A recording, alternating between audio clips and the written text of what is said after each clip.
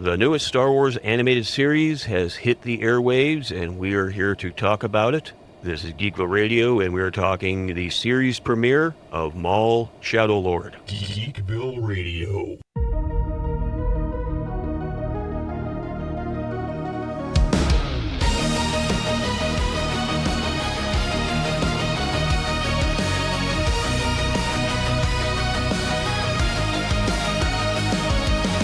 Welcome once again, citizens of Geekville. This is Seth, a.k.a. Zandrax, the mayor of Geekville, and the host of Geekville Radio, coming at you with the first episode, the premiere episode, the pilot episode, whatever you want to call it, of the latest Star Wars animated series from Dave Filoni called Star Wars Maul, Shadow Lord. And for those who may not know, yes, that is Maul as in Darth Maul. He is getting his own spin-off series. It's airing on Disney+, and if you want to know how the heck Darth Maul is still around, you can listen to one of our previous shows where I talked about the trailer and I give the background that he was able to survive getting cut in half, long story short, and he is now operating in the underground, taking over the crime syndicates one by one. Now, I'll give you my first impressions. These will be spoiler-free thoughts, and then we'll get into the spoiler territory as we talk about the show. One thing that has remained consistent with all the Star Wars animated series, well, with the possible exception of Resistance, certainly the stuff Dave Filoni created, and that's that the animation just keeps getting better. Obviously, technology is part of it, but the styles and just the way the animation is executed just seems to get better with each series, certainly each season of each series, quite frankly. And this show might be the most impressive animation the franchise has done yet. I mean, really, from the first scene, it's clear that this is a different level visually, and we're not just talking about action sequences. Now, the setting is a massive, sprawling urban planet called Janix, and it looks nothing like Coruscant. This city has its own identity entirely. The Coruscant skyline was filled with rounded, cylindrical structures that reflect maybe a more elegant time, maybe a little Art Deco, stuff like that. This architecture is dense, layered, a lot straighter, cubical in a way that feels different, but yet it's still Star Wars. It's a nice little balance that it gets down. And if the city design reminds you of something, you're probably not alone. At least with me, I think there's a strong Blade Runner influence here. The rain-slicked streets, the neon glow bleeding through the haze, the sense that this is a world built on top of itself, kind of layer after layer. It borrows that visual language, for lack of a better term, without feeling like a copy. It really has the aesthetic of a Star Wars planet that we haven't seen before. You go back to the sequel trilogy, Jakku really didn't look much different than Tatooine, other than it only having one sun. And planets like Takodana really didn't look that much different from, say, Yavin. But this aesthetic feeds directly into the tone, because this is a noir-style story. The name Shadow Lord is fitting, because shadows are everywhere, not just in lighting, but the characters themselves. This really comes across like there are no clean-cut heroes here. No clear-cut villains to root against. Everyone seems to operate with a measure of shades of gray. The characters we might assume are good guys, I get the feeling they're going to have questionable morals as well, questionable choices, things that might be more self-serving. So that makes this a mature piece of storytelling for Star Wars. And when I say mature, I don't mean adult. I don't mean it's necessarily the violence is going to be graphic, although I think the violence is handled perfectly. It's the way I think brutal violence can be handled without being over the top. And I'm sure there's not going to be much in the way of adult themes. I'm just saying it's mature in the sense that you have 3D characters that might not be entirely clear-cut good or evil. And those are the kind of stories that ask you to sit with moral ambiguity rather than hand you the easy answers. And for a franchise that usually leans into light versus dark, it's a little refreshing. So it's bold, stylish, I'd say, and morally complex in the best way. So this is everything I was hoping for and more. Now, with that out of the way, let's get into the story. Spoiler alert! Spoiler alert! Spoiler hole has been breached. Spoiler hole has been breached. And the story really does hit the ground running. The episode opens with a crew of Mandalorians pulling off a heist. They're stealing credits from a crime boss named Demas. They set a few traps for the police, including these bands of shredding wire, and boy, that's a way to go. Instantly sliced to ribbons while your shredded remains and the pieces of your speeder rain down on the unsuspecting masses below. And a few cops do make it to the scene to arrest the Mandos, but Maul himself shows up and slaughters them effortlessly. This is the brutality I was talking about, something like this. They don't actually show you what happens. And there's even a little bit of over the top here when you see these Zabrak tossing this droid off the edge to God knows where. And we're quickly shown who this character is. Maul's not afraid to get his hands dirty. And in this scuffle, the Mandos and Maul, they do leave with one of Demas's droids, and this is going to become significant later. Now, this scene also introduces what I think may be the breakout character of the series, and I'm not saying that lightly. There's a flying saucer-shaped droid called Spybot. He looks like something batteries not included for Gen Xers like me. And he does exactly what the name implies. He's surveillance, reconnaissance, spying, a little bit of hacking and slicing as well. But there's something interesting about its design and that makes it feel Star Wars. It makes it seem like something George might have come up with. And that you see the eyes, they're slanted, almost narrowed, like this is a droid that delights in being devious. So don't be surprised if Spybot ends up stealing scenes from everybody else as the show goes on. So meanwhile, somewhere else in the city, we meet Devin, the young Twi'lek Jedi, presumably a Padawan, and we don't know if it's actually her Jedi Master, if it's just a Jedi Master that she knows, but that's Iko Diodaki. They are Jedi hiding out on Janix because this is a planet not really patrolled by the Empire. It's probably on the outer rim. But despite being a Jedi, Devin tries to steal food, much to Master Daki's disapproval. She's arrested, taken into custody. Master Daki pleads with her to be patient and comply. She'll get released. It's such a small thing. It seems like a small moment, but it sets up what becomes a much bigger issue down the road. Now back to the main plot, we are introduced to Police Captain Lawson. He arrives on the scene of the crime. His investigators already learned that Demas's droid is missing. They suspect another crime lord named Vario, not Mario, it's a V, not Mario, Vario with a V, not even Wario. They believe the Vario planned this, but Lawson dismisses that, saying it's too clean to be something between gangster and gangster. And if you see enough gangster movies, you usually know that a lot of these gangster types, at least in the movies, they kill in a way that sends a statement. But alas, I digress. Demas himself naturally assumes that his rival Vario is behind this theft. And if you know your Clone Wars, they talk a little history here. While I don't think they were mentioned by name, but in the Clone Wars series, there were multiple crime syndicates under control of Maul. Both Demas and Vario were once part of that criminal syndicate, the Shadow Collective they were called. And they were players in Maul's empire before everything fell apart when Palpatine, Darth Sidious, personally hunted down Maul during the Clone Wars. And you may remember just that fight, that whole episode was pretty amazing. Palpatine didn't just beat Maul, he killed his brother, he imprisoned Maul, tortured him, and now Maul's back, and he's clearly been paying attention to who's been filling the void while he was gone. And that brings us to his strategy, which is manipulation. Maul is engineering a war between Demas and Vario, and he's staying in the shadows while both sides tear each other apart. He'll probably just sweep up what's left. It's a classic play, and one Maul obviously has seen before. He learned from the best, after all. He was trained by a Sith Lord whose entire grand plan was built on manipulating two sides into a terrible galaxy-spanning war. So he learned from the master quite well. So the tension between Demas and Vario comes to a head when they agree to meet on neutral territory. And this is where Vario really comes alive as a character. He carries himself with a swagger and a menace that feels pulled straight from the Hollywood gangster movies. I think there's a little bit of James Cagney here, maybe a little bit of Joe Pesci in Goodfellas. There's that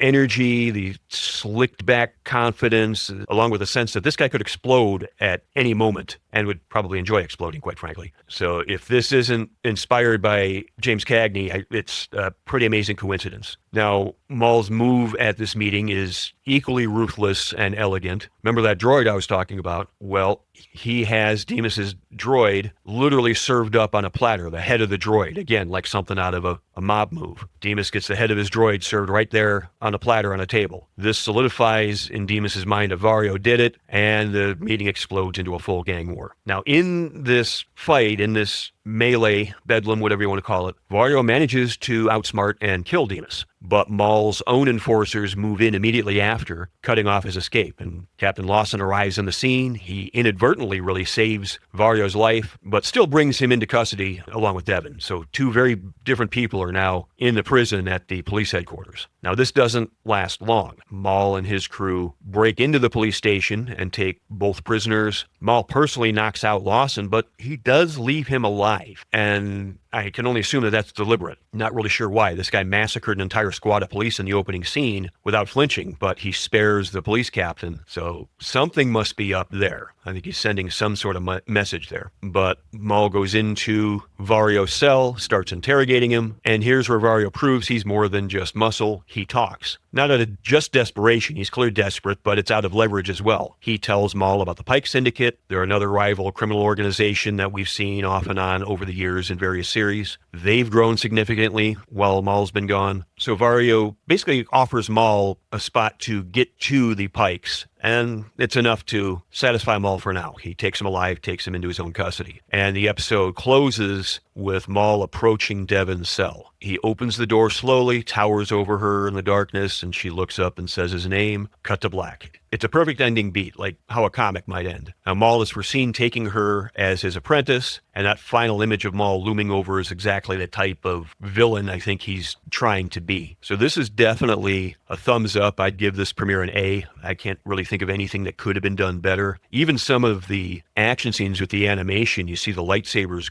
glowing in the way they spin and the way they're reflecting the blaster bolts. Even if you go frame by frame, it really is amazing to see the flicker and the effect. So we'll be back soon with a review of episode 2, since both episodes were released on the same day. This has been Geekville Radio talking Maul Shadow Lord episode 1, The Dark Revenge. Give us a like, give us a follow, give us some feedback. Let us know what you like, let us know what you don't like. We're all over the podcast universe. We're on Apple Podcasts, Google Podcasts, Amazon, Spotify, wherever you can find podcasts, you can find the show, as well as right here on YouTube. If you want to watch the video versions, let us know what you like. Let us know what you don't like. Let us know what we can do better. As I keep saying, we always like feedback, especially when it's genuine. So the only thing I ask is just be honest. So I'm going to shut down the power here in Geekville Radio Studios, and we will talk to you folks again in the next episode.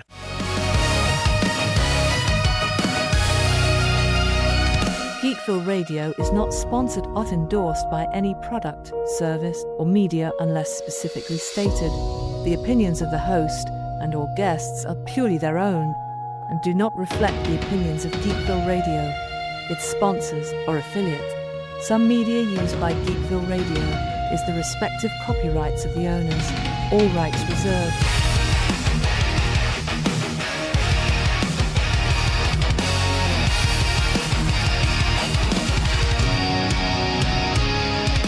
Episode 2 of Maul Shadow Lord is in the record books, and we're going to talk about it here on this edition of Geekville Radio, and it starts right now. Geekville Radio.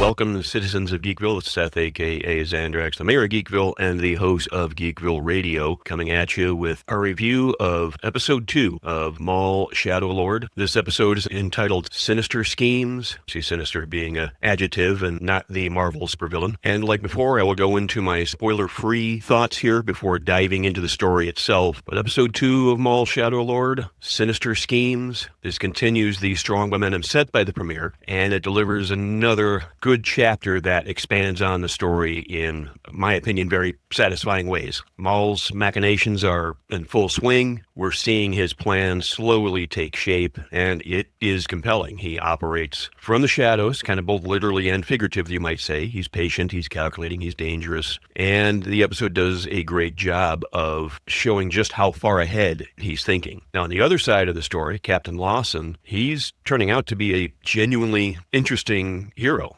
He's pressing for answers. He's piecing things together and just showing that he is good at his job. He's a good cop, which I think is a nice dynamic developing around his reluctance to get the Empire involved. It speaks of the politics, the complications, and surviving in a galaxy under Imperial rule. He seems to understand that bringing in the weight of the Empire to Janix is a lose-lose situation. And I think what makes Lawson stand out so much as a hero is Star Wars has given us Jedi, they've given us Sith, they've given us soldiers and smugglers as main characters. But a cop, that just feels genuinely like new ground for a show. I mean, outside of the books, I don't think we've seen law enforcement officers or maybe even the lens of law enforcement for exploring the Star Wars universe. I mean, what, do you have the corporate sector maybe back in the Han Solo books, which, of course, that's all legends now, but is showing police officers and law enforcement, it's a largely new territory. And for me, at least, it's refreshing, and I really couldn't put my finger on that before. There's something grounded and just human about following somebody who has to rely on instinct and investigative skill rather than using the Force or having a battalion of soldiers behind him. If the first episode was a strong opening statement, this episode is a worthy follow-up, and it's well worth anybody's time, I believe. And with that out of the way, let's commence with the story. Spoiler alert! Spoiler alert! Spoiler hole has been breached! Spoiler hole has been breached!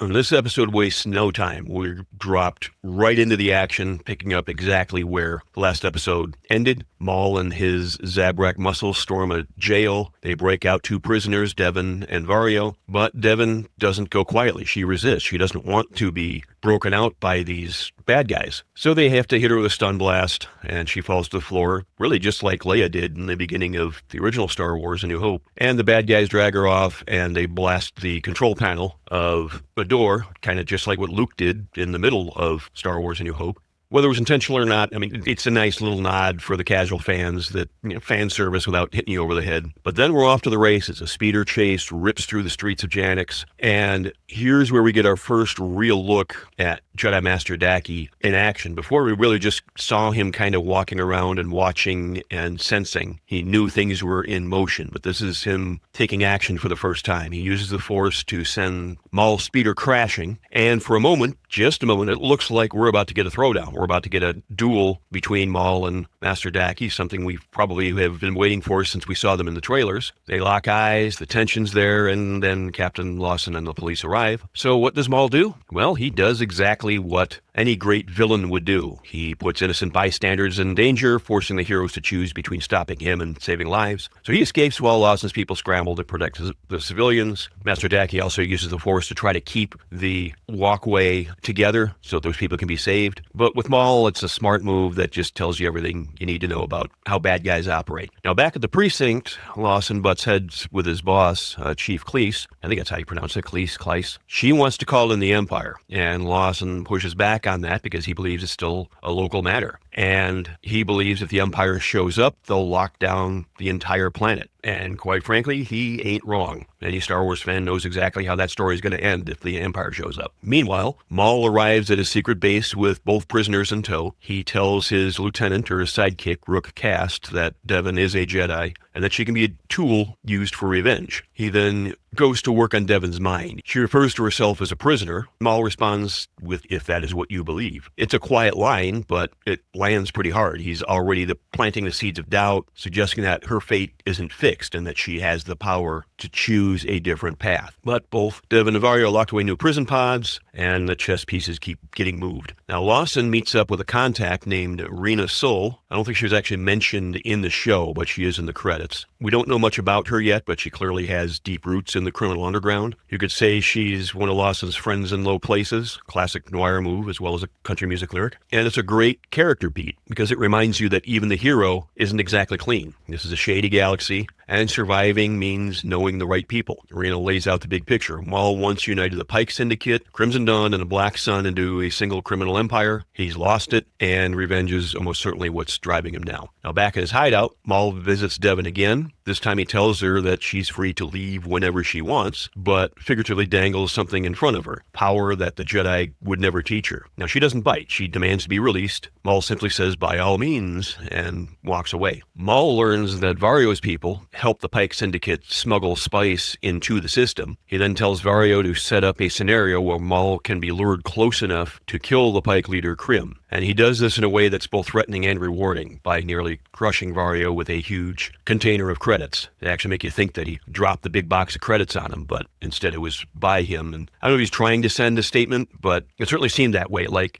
Vario can profit from his greed or be destroyed by it. Now, Spybot sabotages a Pike ship and forces it to land. Maul boards the ship alone and methodically wipes out the entire crew, saving the captain for last. There's a good contrast here because where Vario is terrified and desperate to survive and just trying to plead to save his life, this Pike captain practically spits in Maul's face, defiant until the end. Maul cuts him down with a saber, and like I said in the last episode, they're definitely telling you what happens. This brutal killing blow. You know what happened, but you didn't need to see it. And it's storytelling done with restraint, and I think it works. It helps keep the thing a PG-13, because really you don't need to see people getting dismembered with lightsabers when you know that's what they do anyway. So Maul returns to the base, tells Devon that she needs to see the galaxy for what it truly is. And is that a warning or an invitation? That's kind of the mind games he's putting to use here. Now, Devon, she's been quietly testing the limits of her cell, probing it with the Force, and the episode ends with her finding a hidden exit and slipping out of her pod. The prisoner is already making her move, and that's when we go to black. So this show's firing on all cylinders. The action lands. The character work is layered. Maul is being one of the most compelling versions of the character yet. And we're 1/5 of the way through the series. It all wraps up on May the 4th, and we've already gotten confirmation of a second season, so we got 18 more episodes left to go. I think we'll see Maul knock off a few more crime lords before the Empire finally shows up. We know that's happening because of the trailer showed a Star Destroyer hovering over the city. And I also agree with the speculation that Rook Kast will eventually become the Armorer in the Mandalorian series. How long it takes for that persona to develop remains to be seen. But that's going to do it for this edition of Geekville Radio. Thank you for listening or watching on YouTube. If this is your first time, you can find us all over the podcast sphere. We're in Google Podcasts, Apple Podcasts, Amazon, Spotify, really anywhere you can find podcasts, you can find this show. The video version is on YouTube. If you like having visuals with your reviews, just do a search for Geekville Radio. You can find this show as well as Examining the Doctor, where we talk about Doctor Who, Examining the Dead, our horror-themed podcast. We also got the Lesser Known Geek Hall of Fame, as well as Geekville Presents Nostalgia Trip, as well as Classic Wrestling Memories, which talks about the days of yesteryear in the world of wrestling. Give us a like, give us a follow, give us a review, let us know what we're doing well, let us know what you'd like to see done better. I always like feedback, especially when it's genuine, so the only thing that I ask is just to be honest with whatever you tell us. So with that, I'm going to shut down the power, and we will be back soon. We may be doing another review, we may be talking about news that breaks, but either way, we will be back sooner rather than later. Again, thank you folks for listening, and we will see you in the next episode.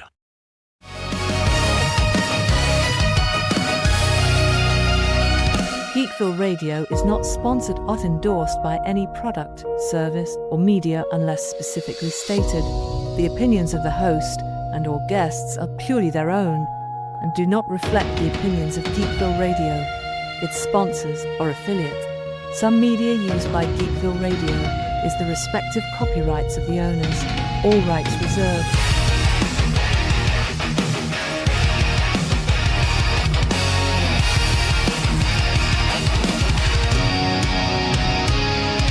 Maul Shadow Lord Episode 3 is in the books, and we're here to dissect it as we always do. Hello, citizens of Geekville. This is Seth, aka Xandrax, the mayor of Geekville and the host of Geekville Radio, here to talk Maul Shadow Lord Episode 3, Whispers in the Unknown. As usual, I'll give my spoiler-free thoughts at the beginning before diving into spoiler territory for the middle, and I'll end the show with my predictions for the future. At its core, this episode is about perspective, and if there's one thing Star Wars has taught us, it's how different things can seem from a certain point of view. A certain point of view? Episode 3 leans hard into that, with every major character seeing a bigger picture than their own. Maul isn't swinging his double-bladed lightsaber around like the caged animal we saw in The Phantom Menace. He's getting into Devon's head. He's showing a really cerebral side to him, which we saw that a bit in Clone Wars.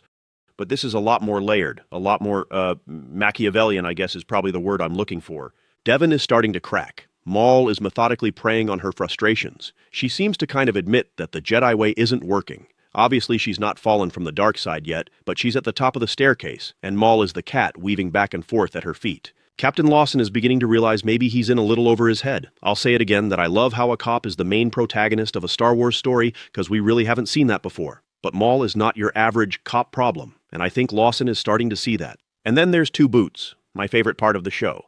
The coffee-dispensing droid partner nobody asked for, but everybody needs. Two Boots is starting to openly question Lawson's judgment. When even your droid partner, who faithfully greets you every morning with that fresh cup of joe, is starting to question you, then you know things have gotten pretty bad. Droids don't judge. Well, I guess except for Two Boots does. Over coffee. This is great character building, slow burn, deliberate. I'm intrigued to see where they are headed, where their destinies will unfold. And with that out of the way, I'm going to wave the spoiler tag here. Spoiler alert. Spoiler alert. Spoiler hole has been breached. Spoiler hole has been breached. All right, strap in. We are going full spoiler from here. If you haven't watched episode 3 yet, close this down, go watch it, maybe grab a coffee. Just not from Two Boots. That droid has enough going on. And come back when you're ready. Still here? Good, let's go. We open with the obligatory recap covering the highlights of the first 2 episodes. Maul capturing Devon and Vario, the brutal takedown of the Pike Syndicate smugglers, and Devon's escape from her cell. Everybody got that? So we pick up with Devon sneaking through what I am now christening the Maul Cave. As she explores, she sees Rook Cast and the other henchmen, who see her and do nothing. Rook even gives her a nod as if to say, yeah, you are on the right track here. They know that Maul doesn't want her dead. He wants her to be his apprentice. Then Maul greets Devon with a tea ceremony, not a lightsaber. Tea. I want to stress how unsettling this is. Being greeted by Maul with a lightsaber is terrifying, yes, but being greeted by him with perfectly brewed tea while he smiles and makes polite conversation, that is a different kind of horror entirely. So we've now established in this show that the good guys drink coffee and the bad guys drink tea. He notes calmly that she is beginning to see things in a different way, then asks for her name. Devon spots one of Maul's lightsabers resting beside him. This is a direct echo of Return of the Jedi, when the Emperor had Luke's lightsaber right there on the armrest, dangling temptation in front of him like a cat toy for Jedi. Palpatine knew exactly what he was doing. So does Maul. The conversation that follows is some of the best writing in the series so far. Maul doesn't rant, he doesn't monologue, he draws parallels between the fall of the Jedi Order and his own betrayal at the hands of Darth Sidious. He reveals that Sidious murdered his brother and his mother. Suddenly Devon and Maul have something in common. They both lost everything to the same machine. Same enemy. Different wounds. Eventually Devon grabs the saber and ignites it. This is the Return of the Jedi moment fully realized, just like Luke snapping up his lightsaber and unleashing on Palpatine in a flash of fury. But Devon hesitates. She's conflicted. The anger is there, simmering, but she pulls back. For now. Meanwhile, across the galaxy, well, across the city, we cut to the police station, where Two Boots greets Captain Lawson with a fresh cup of coffee. This droid runs on logic, and apparently also on customer service, because Two Boots is reliably caffeinated and ready to assist. Lawson fills Two Boots in on what he learned last episode from Rena Sewell. Maul has ties to multiple crime syndicates that were known as the Shadow Collective. Two Boots, being the diligent, over-caffeinated mechanical partner he is, notices a connection between Vario's group and the Pike Syndicate. In a genuinely sweet moment, Two Boots volunteers to investigate, so that Lawson can go to his son's shockball game. That's right, the droid is covering for the captain so he can be a dad. Two Boots deserves a raise, or at least a premium coffee brew. Back at the Maul Cave, Maul presses Devon further. He tells her she keeps running, that she craves the future that was stolen from her. He dangles the carrot in front of her. She could be the Jedi who finally brings him down. He's daring her to be something greater, or he's playing the longest, most dangerous con in the Outer Rim. Actually, probably both. It's Maul, and he learned from the best manipulator in the galaxy. Meanwhile, in the episode's B-plot, Two Boots spies on a rendezvous between Pike spice smugglers and Vario's men. The Pikes are not happy. They believe Vario was behind the attack that killed their people and stole their credits, which, as we know, was actually Maul who did it. But the Pikes don't know that, and they make their displeasure known by shooting one of Vario's men dead. Not very diplomatic. Two Boots, brave to a fault, attempts to arrest everyone despite being hilariously outnumbered. We've all seen RoboCop. We know why cops shouldn't go in without backup. This did not go well. In the chaos, Rook Cast destroys the spice shipment, and Two Boots walks away with 0 arrests and a bruised ego, which, for a droid, must be a particularly confusing sensation. This is the moment Two Boots decides it's time to call in the Empire. Now back to the shockball game. Yes, Captain Lawson actually made it, a small victory. But the galaxy has other plans. Master Daki approaches him, introducing himself as Devon's Uncle Daki, and asks if he has any idea where Devon might be. Lawson, a cop till the end, says, "Even if I did know, I couldn't tell you." Master Daki, voiced by the legendary Dennis Haysbert, warns that Maul is nothing like what they've seen and to tread carefully. That all-state voice is perfect for the character, but I can't help but expect Docky to encourage Lawson to make sure he's properly covered. The Force may not be enough in this case. Unfortunately, the shockball game is cut short when Lawson is called back to the station over the Two Boots incident. He misses his son's big scoring moment. The job always wins, for now. Back at the Maul cave, Maul offers Devon power, freedom from hiding, a galaxy where she doesn't have to live in the shadows because they will have destroyed the Sith themselves. He even asks, almost casually, whether she's ever encountered the Empire's Jedi hunters. A clear nod to the Inquisitors, the fearsome dark side specialists built specifically to wipe out Jedi survivors. And we know they're coming based on the trailer. But in the Star Wars galaxy, nobody expects the Imperial Inquisition. Devon's response? A forced jump straight through the top of the cave. An escape. She's not escaping anything. She's just running in the direction he already pointed her. Lawson catches up with Two Boots, who confirms what Lawson already suspected. The Shadow Collective, Maul's outfit, has been deliberately targeting the Pikes and framing Vario's men for it. Two Boots makes the case, logically and firmly, that the Empire needs to be called in. After all, under the Republic, a Jedi would have been dispatched to handle a threat of this magnitude. But Lawson pushes back. The Empire is not the Republic. A statement that sounds like policy but carries the weight of something personal. And then, Two Boots drops a quiet little bomb on us. Lawson's ex-wife works for the Empire. Two Boots, ever the perceptive model of mechanical intuition, suspects that may be the real reason Lawson doesn't want the Empire involved. The droid doesn't say it outright, but you can practically hear the gears turning. Nothing like learning your boss's complicated divorce is influencing galactic law enforcement decisions to make you question the whole operation. Meanwhile, back at the Maul cave, Rook briefs Vario on the fallout from the destroyed spice shipment. The Pike Syndicate wants answers, and they want them from Vario. Rook tells him to reach out to Marg Krim, the head of the Pikes, and lay the blame squarely on pirates loyal to Demas, which is a beautifully cynical move. Blame the dead guy, because Vario himself killed Demas back in Episode 1. Vario is also instructed to offer a personal meeting with Krim to smooth things over. This, of course, is exactly the setup Maul has been engineering all along. Get Krim in the room, then Maul takes care of the rest. It's a masterclass in manipulation. Maul doesn't just play chess, he sets up the board 3 moves before anyone else knows there's a game. And then, as if things couldn't get more complicated for Lawson, we're back at the police station, where Chief Christ drops a bombshell of her own. Two Boots went around Lawson. The droid approached Christ directly about calling in the Empire. That is a full-on insubordination flag, and it tells you everything about where Two Boots' priorities lie. With the mission, not the chain of command. Logic over loyalty. No amount of coffee is going to smooth that conversation over. Lawson, to his credit, doesn't crack. He assures Christ that he will find Maul. Bold words for a man whose own droid has lost faith in him, whose ex-wife works for the organization he's avoiding, and who just missed his kid's shockball goal. But hey, this is Star Wars. The underdog speech is practically a tradition. The last scene gives us what they've been teasing for the whole episode. Devon finally fights Maul. I can't help but notice that once again, Star Wars characters have chosen to engage in deadly combat on a walkway with absolutely no railings. None. The galaxy has faster-than-light travel, holocrons, and weapons capable of destroying planets, but guardrails remain a mystery. OSHA would have a field day. The fight itself is masterfully staged. Maul fights defensively. No real attempt to harm her, while taunting her with every exchange. It's almost a mirror of the scene in Revenge of the Sith, where Count Dooku pushes Anakin to embrace his anger and his hate. You have hate. You have anger. But you don't use them. Devon gives in, bit by bit, and then, like every time before, she runs. Maul lets her go, but he takes his saber back. He then says her name, Devon, which is notable because she never gave him her name when he asked for it before. The episode closes with Maul's slow, satisfied smirk. He's in her head and he knows it. Let's talk about where this is all heading, because there is a lot of road ahead, and the signposts are pointing somewhere very interesting. Captain Lawson has a by-the-book droid partner who is openly questioning his judgment, and that tension is going to snap at some point. I can easily see Lawson going full vigilante mode, a la Dirty Harry, ditching procedure in favor of results because the system failed. He's already missing his kids' games for this. A man has nothing left to lose except his badge, and Dirty Harry tossed his own badge away. Could Two Boots be the one to file for Lawson's suspension?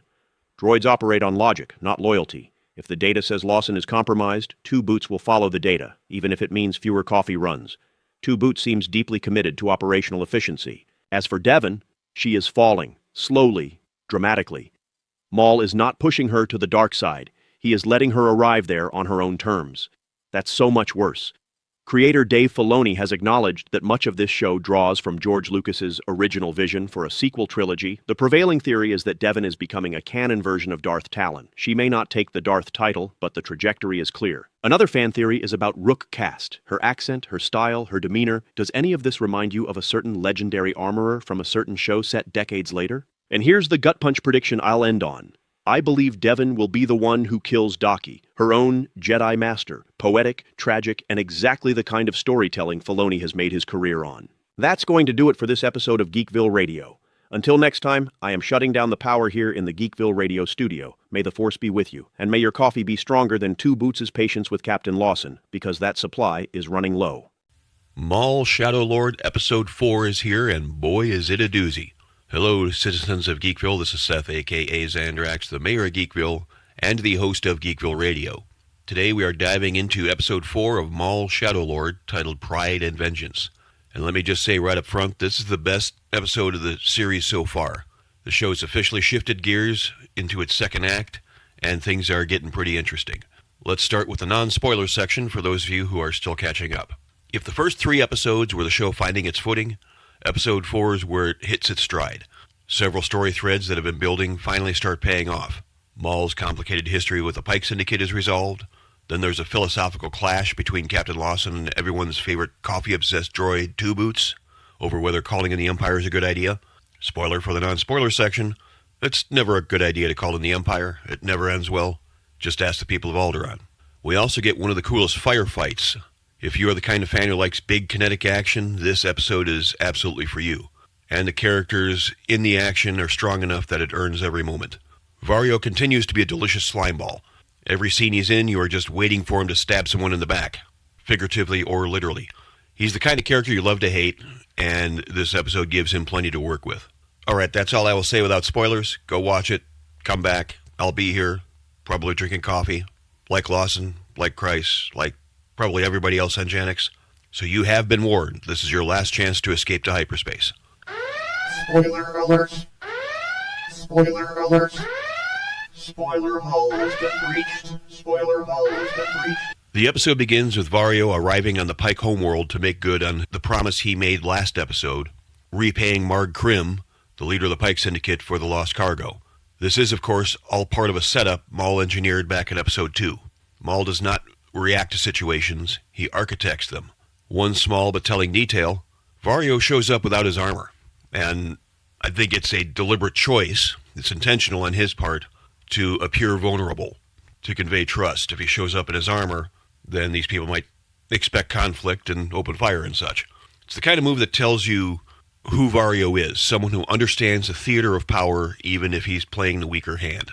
So Maul, and I'll put that in quotes for now, shows up and the chopping starts. And then Varyo does exactly what you knew he would do. He double-crosses Maul, stuns him, and starts bragging to Krim about delivering the most wanted criminal in the galaxy like he just won a bet. Very bold and extremely foolish. Because, of course, Maul expected this. One of his Zabrak henchmen had been posing as him the whole time. And then the real Maul makes one of his signature entrances, and what follows is a slaughter that echoes the throne room scene in The Last Jedi, the moment Kylo Ren cuts down Snoke and the Praetorian guards. It also has that same energy of a villain so supremely confident in his own power that the violence feels almost inevitable. Krim and most of his followers are eliminated, and the remaining Pikes, because they are smart enough to read the room, swear loyalty to Maul on the spot. The Shadow Collective business is expanding once again. Back on Janix, Devon is running through the streets and reunites with Master Daki. They retreat underground into a hidden lair that probably would make the Teenage Mutant Ninja Turtles jealous. Devon makes the case for going after Maul and bringing him to justice since they know where he is. Daki is hesitant, but agrees to at least contact Captain Lawson. It's a quiet but effective scene, and the tension between idealism and survival instinct that runs through every good Jedi story is there. Meanwhile, at the police station, Captain Lawson is doing what Captain Lawson does best, drinking coffee. This man runs on caffeine and conviction, and I admire that. He receives a lead on Maul's location sent to him from an Uncle Daki. He learns that Maul is in an abandoned sector and gets authorization from Chief Christ to lead a strike force.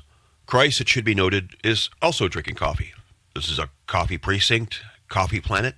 I respect it. When 2 Boots catches wind of the plan, he immediately does what any reasonable logic-driven droid would do. He tries to contact the Empire.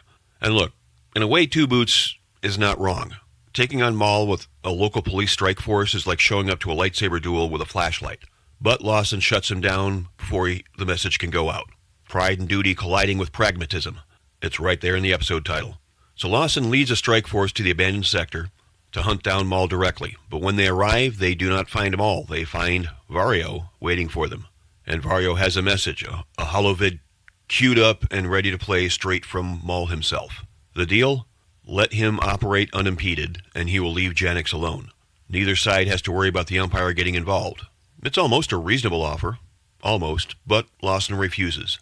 And Maul's response is immediate. He tells him that his refusal is honorable, like he genuinely means it, and then says simply, die well. And the battle begins. The firefight that follows is spectacular. Kinetic, well-staged, and genuinely tense. But the real highlight is what happens when Daki and Devon find Maul and engage him in combat. This show cuts between the firefight outside the building and the duel inside in a way that directly recalls Return of the Jedi, the intercutting between the space battle above Endor and Luke's confrontation with Vader and the Emperor. It's a deliberate structural choice, and it works. The duel itself ends in a tactical standstill. Maul takes damage to his mechanical knee, and feels pain, I might add, a callback to his cybernetic history stretching all the way back to the Clone Wars. And Daki sustains an injury of his own in a fall, the full extent of which is unclear. Nobody wins, everybody hurts, just like R.E.M. says. In the aftermath, Lawson encounters Devon and Daki and realizes that they are Jedi. He turns to Daki and asks why he never told him, and Daki's reply is almost identical to what I immediately thought when watching the episode. It should be obvious.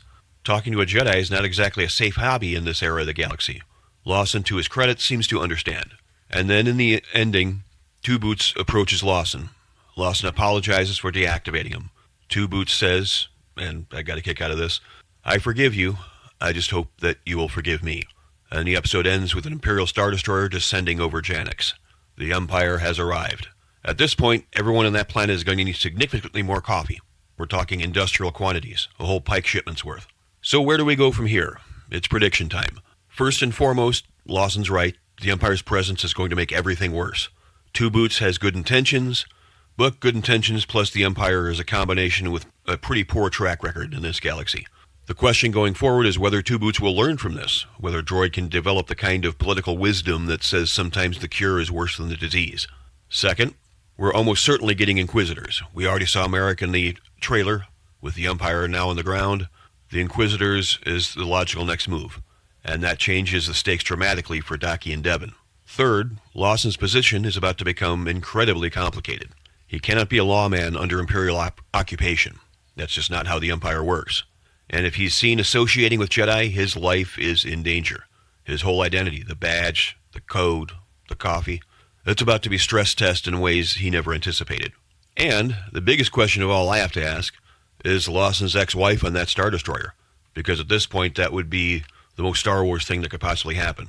That is it for this episode of Maul Shadow Lord and this episode of Geekville Radio. This show's firing on all cylinders, and I cannot wait to see what happens next. May the Force be with you, and may your coffee always be hot, unlike the Empire's relationship with the people of Janix, which is about to get very, very cold. So until next time, I am shutting down the power on the Geekville Radio studios, and we'll see you in the next episode. Hello, citizens of Geekville. This is Seth, a.k.a. Xandrax, the mayor of Geekville and the host of Geekville Radio. Today we are diving into Episode 5 of Maul Shadow Lord, titled Inquisition. Before we get into the spoilers, let me set the stage. The previous episode ended on one heck of a cliffhanger, an Imperial Star Destroyer arriving over the city. And if you're thinking, wait, don't those things usually just hang out in space and look intimidating from orbit? You're absolutely right. It is genuinely unusual for a Star Destroyer to go planetside. These ships are literally a mile long. A mile. That's not a vessel entering an atmosphere, that's a crisis. You don't pull that thing out of hyperspace over your city unless you mean serious business. We've seen it done before, most notably in Rogue One, where the sheer visual of that hull filling the sky was enough to make your stomach drop. Same energy here. What I also love is how most of the other ships on screen are vessels we already recognize from the Clone Wars, and that makes total sense. It's only been about a year since the events of Revenge of the Sith. The Empire is brand new. They're not exactly rolling out fresh hardware on day one. They're still flying the same ships the Republic used, just with a fresh coat of authoritarian paint. Though I will say, the Star Destroyers look noticeably different from the old Republic Star Destroyers, which raises the question, how long does it take to build one of those things? Apparently not very long, because the Empire clearly fast-tracked that procurement order. Now this episode gives us something a lot of us were expecting. The Inquisitors. Well, one of them anyway. And if you're new to Star Wars lore, let me give you a little background, because these guys have a history that goes way back. The concept of a group of dark side force users helping Darth Vader hunt down surviving Jedi actually dates all the way back to the old West End Games tabletop RPG from the late 80s and 90s. Shout out to everyone who remembers rolling handfuls of D6 dice and desperately hoping your Jedi didn't get caught. They later appeared in the Old Republic video game before officially becoming part of the new canon in the Rebels animated series. As for their real-world inspiration, yes, they were modeled after the Spanish Inquisition. The actual historical one, not the Monty Python sketch. Nobody expects the Spanish Inquisition, as the saying goes, but the real version was no laughing matter. It was a brutal instrument of oppression, which, honestly, fits the Galactic Empire perfectly. A couple more non-spoiler notes before we dive in. This episode has several callbacks to the movies that we'll get into shortly. Riley Lawson gets more screen time here than in the previous 4 episodes combined, which tells you the show is finally pulling him into the main story in a serious way. And then there's Two Boots, everybody's favorite droid coffee enthusiast, who is, as of this episode, literally the only cop in the building who is happy that the Empire has arrived, which honestly tracks. Some people just really love law and order, even when the law is wearing white armor and answering to a Sith Lord. Okay, spoilers start now. You have been warned. Spoiler alert! Spoiler alert! Spoiler hole has been breached! Spoiler hole has been breached! The episode opens with the Imperial Star Destroyer looming over the city of Janix. Now, here's a small continuity wrinkle. In the previous episode, it looked like the ship arrived at night, but in this episode's opening, it's daytime. Did it sweep by, leave, and come back? Did time pass off screen? We're not sure, but I'm choosing to believe the Star Destroyer just wanted a more dramatic entrance in better lighting. Can't blame it. From the destroyer, several craft are deployed across the city in a sequence that immediately brought to mind the opening of The Empire Strikes Back, where probe droids are launched across the galaxy. Same feeling of dread, same sense of Imperial reach. The Empire doesn't just show up, it spreads, and just like that, the entire city, if not the whole planet, goes into lockdown. We cut to Riley Lawson, who is in the middle of a shockball game when the Star Destroyer's shadow rolls over him. Now, sharp-eyed viewers will remember Riley was also playing shockball 2 episodes ago when his dad, Captain Lawson, showed up, which raises a very reasonable question. How long do these games actually last? Is this the same game? Is Riley perpetually mid-game? Or is he maybe a professional shockball player and this is just another Tuesday? I need answers. Out in the streets, stormtroopers are everywhere, demanding identification from everyone they encounter. And this is where we're introduced to Lieutenant Blake, who is clearly going to be a significant player going forward. More on him in a bit. Meanwhile, back in what I can only describe as the Maul cave, Rook is making the very sensible suggestion that they should get off the planet. Maul, being Maul, refuses. He still needs Devon as his apprentice, and Maul does not abandon his plans just because a mile-long warship is overhead. That's practically a Tuesday for him. We also get a scene with Vario, the crime lord, who is not happy about the Imperial presence, mostly because all ships are grounded, which is terrible for his business. Maul's response is essentially, feel free to leave, which is interesting, because Vario did double-cross Maul earlier in the series, and yet Maul is letting him walk. Is that mercy? Probably not. Maul likely knows that Vario won't last 5 minutes in an Empire-controlled galaxy on his own, which is a far colder form of revenge than anything involving a lightsaber. Back at the precinct, and I want you to fully appreciate this moment, Two Boots rolls up to Captain Lawson and hands him a cup of coffee. Just like that, even after Lawson deactivated him earlier in the series. Droids, it turns out, do not hold grudges, especially when there is coffee involved. Two Boots is practically beaming about the Empire's arrival, because in his droid logic, this is exactly the kind of decisive law enforcement action the city needed. Lawson, of course, tells him he just doesn't understand. Two Boots responds the only way he knows how, by keeping that mug warm. And as if the universe itself heard that and decided to make a point, stormtroopers immediately walk in and apprehend Lawson for interrogation. Lieutenant Blake informs him in that clipped Imperial tone that Chief Kryce has been transferred, permanently, which is Imperial speak for something very bad happened to her, and the implication is that Kryce tried to cover for Lawson, even under pressure. The hits just keep coming. In the interrogation room, Lawson notices scratch marks on the table. He doesn't say anything. He doesn't have to. We all know what that means, and it is not good. Then Merrick, an Inquisitor, appears behind him and demands that Lawson tell him everything. Classic Inquisitor entrance. No knocking, no pleasantries, just the force and menace. Meanwhile, Riley heads to the precinct to try to see his dad. The Empire turns him away at the door, and Two Boots politely informs him that his father is being interrogated and that he should go home. Standard procedure, Riley. Nothing to worry about. The Empire is very thorough. Out in the city, Daki and Devon run into a stormtrooper checkpoint. Daki does what any Jedi in a tight spot would do. He uses the Jedi mind trick, calmly informing the trooper that he's already seen their identification. It's a direct mirror of that iconic scene in A New Hope, where Obi-Wan Kenobi waves his hand and tells the stormtroopers these aren't the droids they're looking for. It's a great callback. Unfortunately, it doesn't work quite as well this time, because there are just too many stormtroopers. You can't mind trick a whole squad, so they run. Riley reaches out to his mother, who tells him to cooperate and assures him everything will be all right, which is either genuine reassurance or a carefully worded hint that she's already working on something. We're not sure yet. And then Marok arrives at the Maul cave. Through what seems to be a Force-assisted deduction, he pieces together what happened during the earlier firefight between Maul's crew and the police. He's putting the picture together. That is not a good development for anyone involved. Lawson is eventually released, and true to form, the very first thing this man does is go straight for the coffee. At this point, I am convinced that the coffee is actually load-bearing for this character. It is structural. He runs on it. It is to Lawson what the Force is to a Jedi. He goes home and finds Devon and Daki there, sheltering with his son Riley. The circle is now complete. All right, let's talk predictions. First, Riley. He's being set up as a mirror image of Devon. Devon seems to be drifting toward the dark side, while Riley is clearly being positioned as someone who will stand against the Empire. I wouldn't be surprised if down the road we see Riley become an early seed of what will eventually grow into the Rebel Alliance. The Force works in generational ways like that.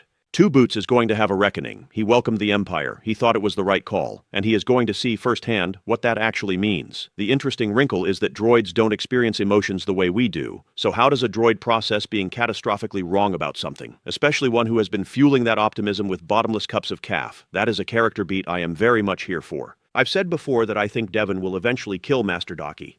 I'm standing by that. But now I'm also seeing Lawson as the one who ultimately confronts Lieutenant Blake.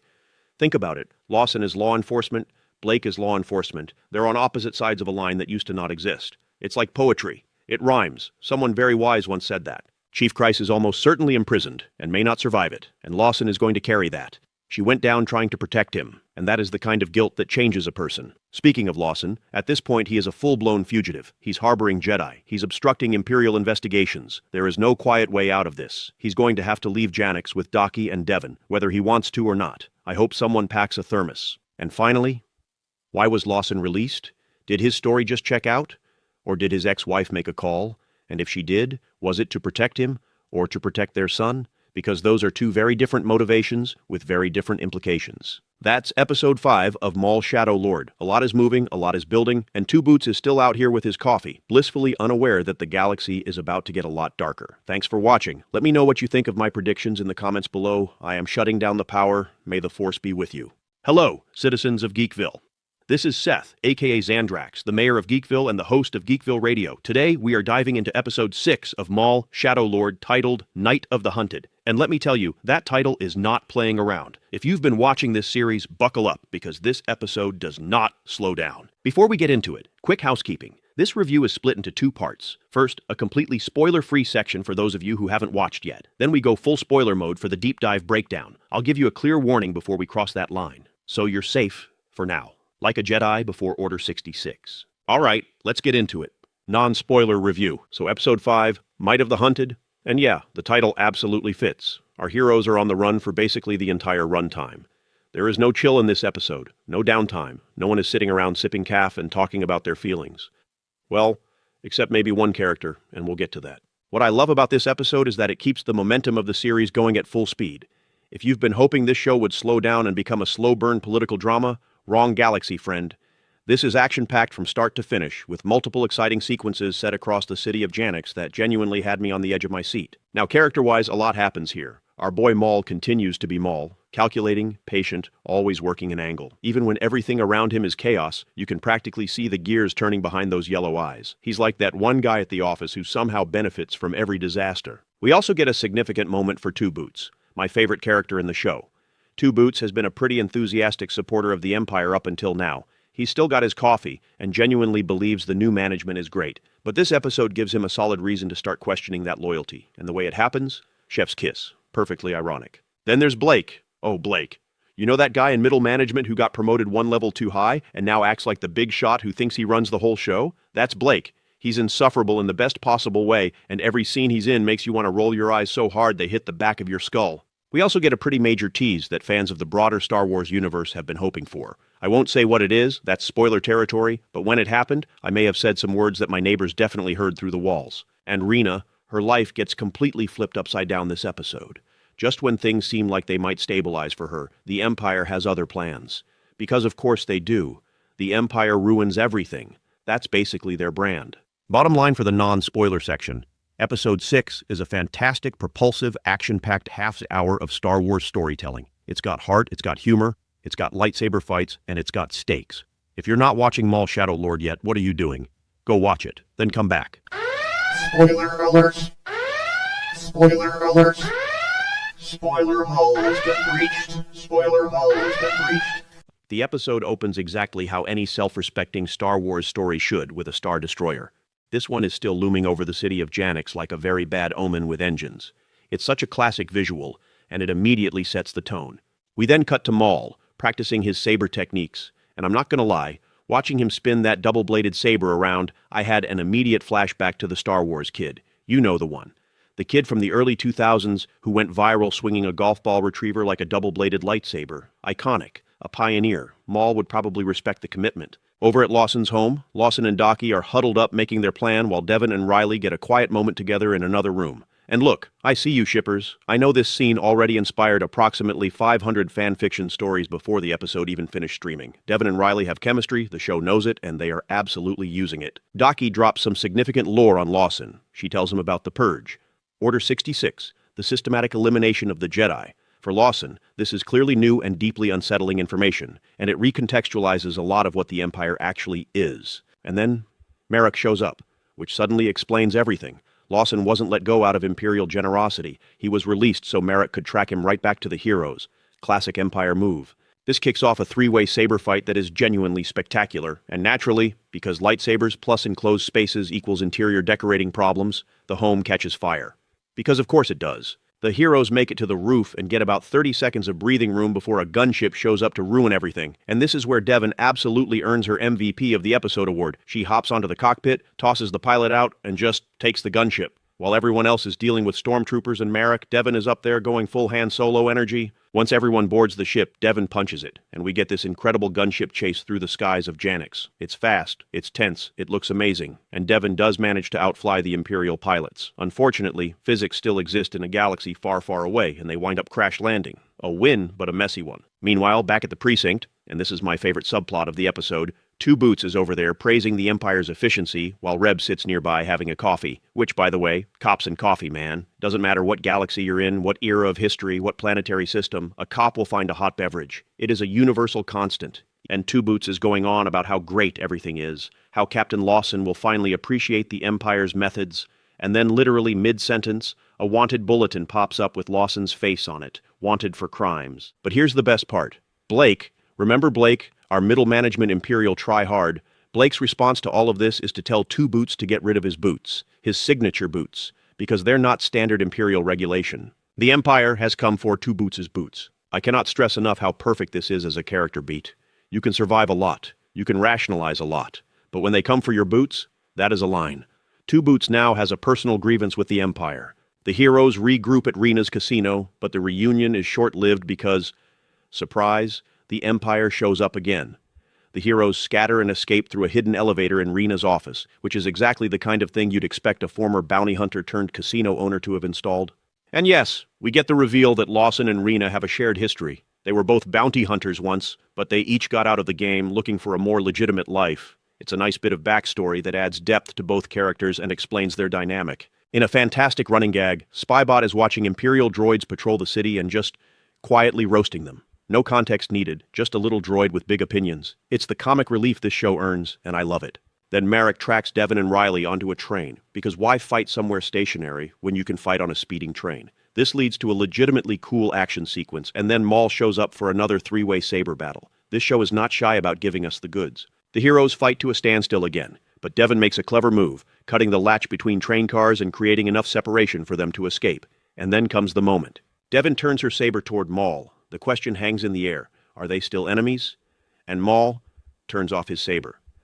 A small gesture, but in the Star Wars universe, deactivating your lightsaber is basically a peace treaty. The trust between Devon and Maul is growing, one tense standoff at a time. And then the epilogue. Merrick flies back to the Star Destroyer and contacts someone via holovid, an unknown figure, and Merrick calls them My Lord, as in capital M, capital L, Sith title My Lord, strongly implying that this unknown figure is Darth Vader himself. Star Wars fans have wanted a Maul versus Vader confrontation for 20 years. If this show is actually building toward that, I don't have words. I have only emotions. Okay, let's talk about where this is all going. First, that holovid contact is absolutely Vader. The way Merrick deferred, the title, the shadow, everything screams Vader. And if this show is setting up a Maul versus Vader showdown, it will be one of the most anticipated moments in Star Wars animation history. Fans have been asking for this since the Clone Wars. 20 years of wanting. Second, Devin and Riley are currently stuck on a train with Maul. How do they reconnect with Lawson and the others? And do they even have a choice but to work with Maul at this point? The enemy of my enemy is my frenemy with a double-bladed saber. Third, Rena. Her casino is compromised, the Empire knows her face, and her world is collapsing. I think she's going to have to flee the planet with the rest of the crew, whether she wants to or not. Her underground connections could actually be a major asset going forward. And finally, two boots. The boots are gone. The illusion is cracking. I genuinely believe that losing those boots, his boots, is the thing that pushes him over the edge. Not the authoritarianism, not the wanted bulletins. The boots. And honestly, that's the most relatable character arc in Star Wars history. All right, that's going to do it for today's breakdown of Maul Shadow Lord Episode 5, Might of the Hunted. If you enjoyed this, hit that like button, subscribe if you haven't already, and drop your predictions in the comments below. I want to know, do you think that's Vader on the holovid? Let me know. May the Force be with you, always. Hello, citizens of Geekville. This is Seth, aka Zandrax, the mayor of Geekville and your host of Geekville Radio. And today we are diving deep into Episode 7 of Maul Shadow Lord, titled Call to Oblivion. If you are a Star Wars fan, a Maul fan, or just someone who enjoys watching a former Sith Lord play six-dimensional chess against an entire galactic empire while everyone around him slowly realizes they are not the protagonist of their own story, then you are in the right place. Make sure you hit that subscribe button, drop a comment with your predictions, and let's get into it. As always, I'll start with my spoiler-free thoughts, then we'll go full spoiler mode and wrap up with predictions. So if you haven't seen Episode 7 yet, I'll give you a clear warning before we cross that line. All right, spoiler-free section, go. I don't know how they keep doing it, but this show keeps getting better with every single episode. Episode 7 is the best one yet, and I say that knowing full well I probably said the same thing about Episode 6. This show has the audacity to top itself on a weekly basis. If this is a preview of what Star Wars looks like under Dave Filoni's creative leadership, then I think we may actually be witnessing the beginning of a genuine renaissance for this franchise. I know that's a big statement. I stand by it. Maul's plan is still in motion. Despite the Empire showing up and making everything significantly more complicated, our favorite former Sith Lord is adapting, because that's what Maul does. He doesn't react, he recalibrates. Rook is still loyal to Maul, but her Mandalorian mercenary crew? Less so. Money talks in a galaxy far, far away. Actually, money talks everywhere. I once tried to tip with goodwill. They took my shoes. Devin is showing more and more signs of anger, and as a Star Wars fan, you know exactly what that means. Anger leads to the dark side. The dark side leads to suffering. Suffering leads to a really compelling character arc and a lot of great fan theories. Riley is in way over his head, and he knows it. There's something refreshing about a character who isn't delusional about his situation. He's not brave. He's just present, by accident mostly. Captain Lawson dropped a pretty significant revelation this episode. He explained why he trusts Jedi, and by extension, why he trusts Daki. It's a moment of real character depth in a show that keeps finding new ways to add layers. And then there's Two Boots, our beloved coffee-loving police droid. Now, as of this episode, he may as well be called No Boots. The droid, the caffeinated icon, has lost his boots. I don't want to say more than that yet. Just know that the boot situation is dire, and the coffee situation is somehow also in jeopardy. And I am personally offended on his behalf. And of course, Lieutenant Blake. Good old Blake. Middle management Blake. The man who walks into every room like he owns the building, the planet, and the surrounding star systems. Despite having roughly the authority of a regional assistant manager at a moisture farm supply depot. This episode, Blake once again throws his weight around with the energy of Jabba the Hutt in a dance-off.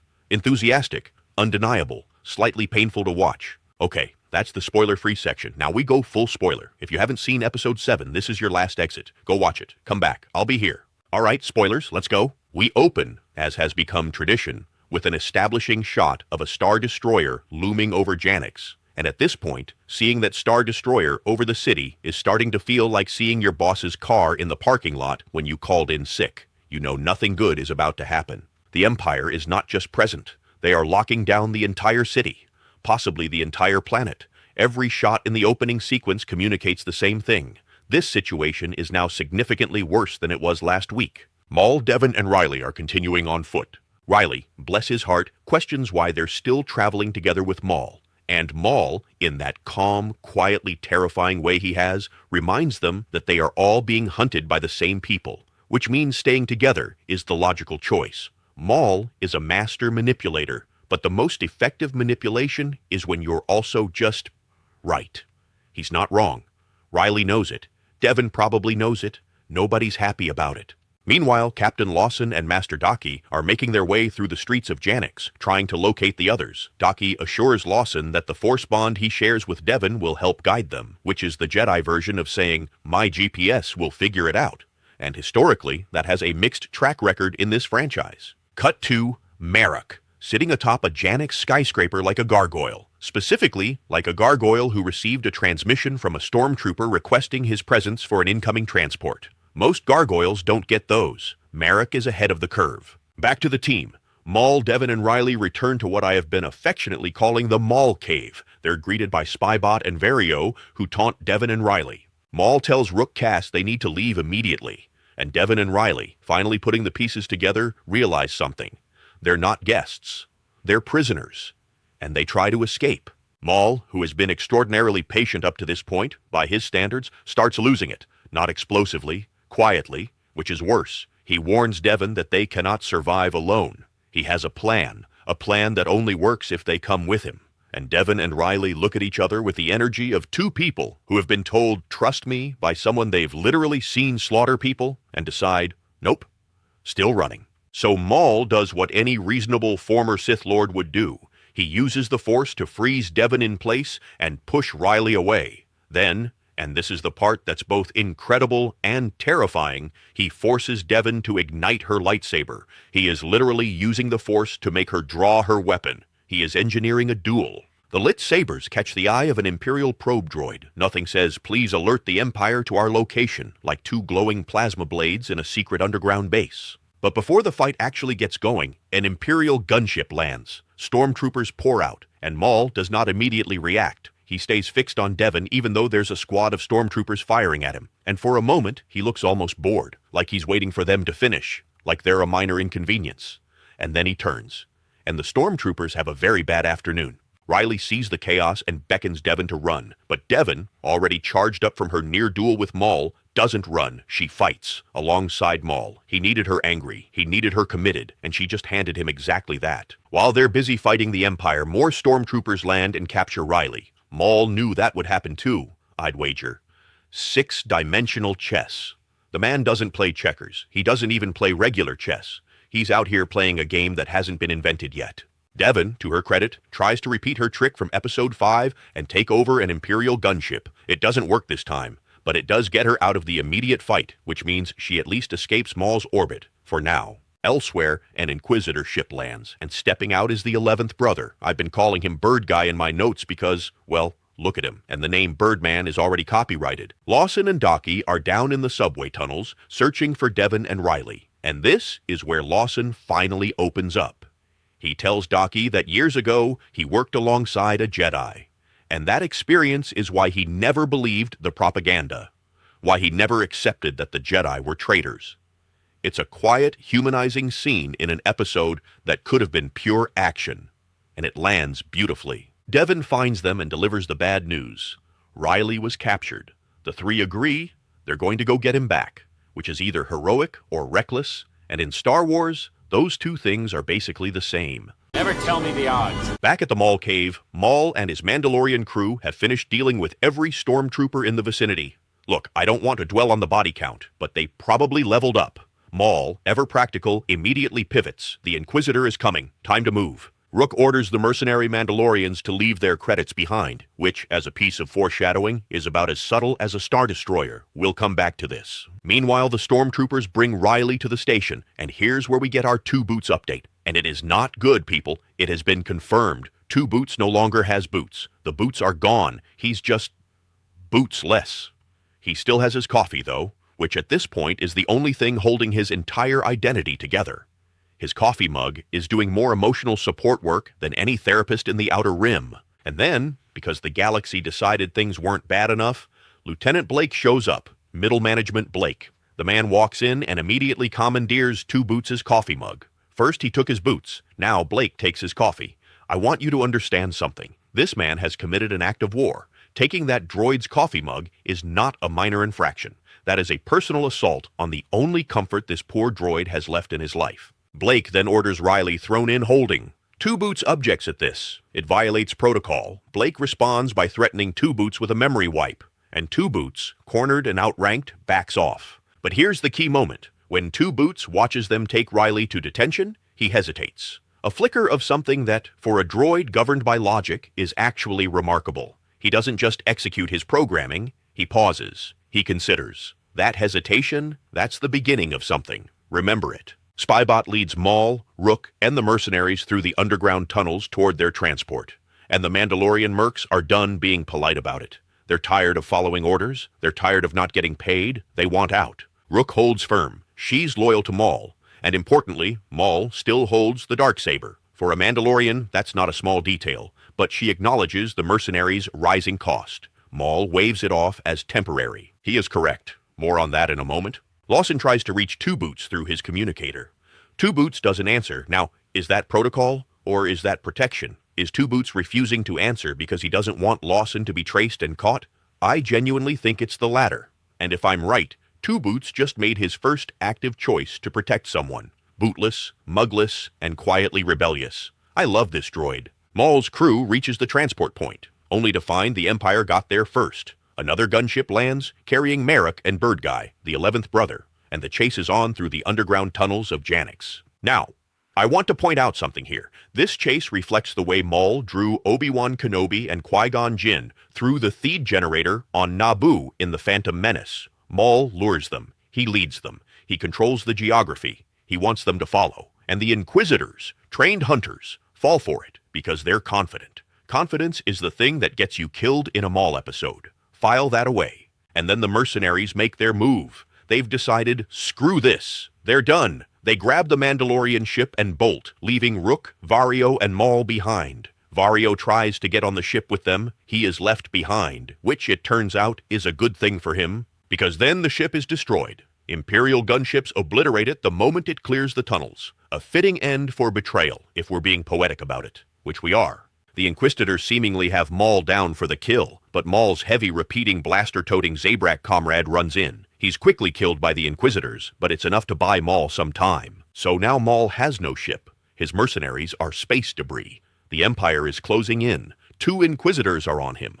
And what does Maul do? He fights. He battles Merrick and Bird Guy simultaneously, and, because his leg was already damaged from his encounter with Daki a few episodes back, he takes a lightsaber clip to that same leg. He goes down to his knees. The Inquisitors close in. They gloat. They tell him there is no surrender. The Emperor wants him dead. D-E-D dead. And Maul, from his knees, looks up at them and says, simply, calmly, magnificently, likewise. And then he brings the ceiling down on all of them. With the Force. He just brings it all down. The rocky cave ceiling collapses on Maul, Merrick, and Bird Guy, and the screen goes dark. Look, I don't have words for how good that moment is. Actually, I have one word. Likewise. Because that was all you needed. Okay, predictions. This is my favorite part. Prediction 1. Darth Vader is coming. I've said it before and I'll keep saying it. The Empire showed up first. Then 1 Inquisitor, then 2 Inquisitors. The threat Maul represents keeps escalating. At some point, the only logical next step is Vader himself. And that dream match, Maul versus Vader, has been a fan fantasy for decades. Sooner or later, the show is going to have to deliver on it. And when it does, I plan to be very loud about it on this channel. Prediction 2. Neither Inquisitor is dead. We know Bird Guy, the 11th brother, appears in Tales of the Jedi set later in the timeline, so he survives this. And Merrick, he's too interesting to kill off in a cave collapse. Prediction 3. Two Boots is done with the police force. He has lost his boots. He has lost his coffee mug.